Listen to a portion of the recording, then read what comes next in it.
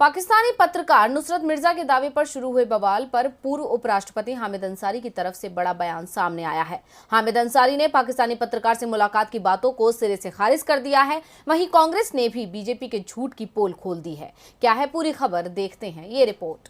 पाकिस्तानी पत्रकार नुसरत मिर्जा के भारत में मेहमान बनकर आने और जासूसी करने के दावे से पूर्व उपराष्ट्रपति हामिद अंसारी फिर से बीजेपी के निशाने पर हैं।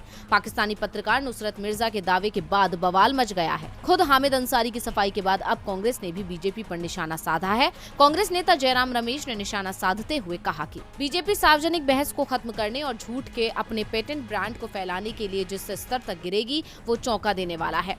प्रधानमंत्री और उनकी पार्टी के सहयोगियों और सार्वजनिक संवाद का स्तर गिराने और झूठ को विस्तारित करने के लिए हो रहे प्रयास शर्मनाक हैं। ये रवैया मानसिक बीमारी और सत्यनिष्ठा के दिवालियापन को भी दर्शाता है। कांग्रेस के महासचिव और संचार विभाग के प्रभारी जयराम रमेश ने ये भी कहा कि 11 दिसंबर 2010 को नई दिल्ली में आयोजित अंतर्राष्ट्रीय आतंकवाद और मानवाधिकारों पर न्यायविदों के अंतर्राष्ट्रीय सम्मेलन के बारे में सभी तथ्य पहले से ही सार्वजनिक पटल पर हैं। बीजेपी प्रवक्ता का दुष्प्रचार सबसे निचले स्तर का चरित्र हनन है। इससे पहले पूरे मामले पर पूर्व उपराष्ट्रपति हामिद अंसारी ने भी चुप्पी तोड़ी है। अपने बयान में अंसारी ने सभी आरोपों को सिरे से नकार दिया है। उन्होंने कहा कि ना तो उन्होंने कभी नुसरत मिर्जा को भारत बुलाया और ना ही वो उनसे मिले। अंसारी ने कहा कि मीडिया का एक धड़ा और भारतीय जनता पार्टी के प्रवक्ता मेरे बारे में झूठ फैला रहे हैं कि उपराष्ट्रपति रहते हुए मैंने पाकिस्तानी पत्रकार नुसरत मिर्जा को बुलाया था।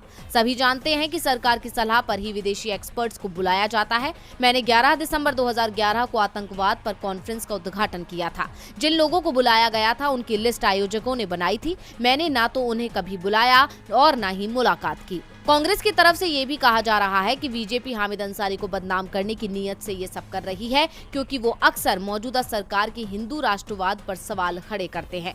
देश में गिरते मानव मूल्यों पर भी हामिद अंसारी ने बीजेपी सरकार की मुखालफत की थी, जिसके बाद अंसारी बीजेपी के निशाने पर आ गए हैं। तो क्या वाकई बीजेपी अंसारी से बदला ले रही है? अब कौन सच बोल रहा है और कौन झूठ, ये तो जांच के बाद ही पता चल पाएगा।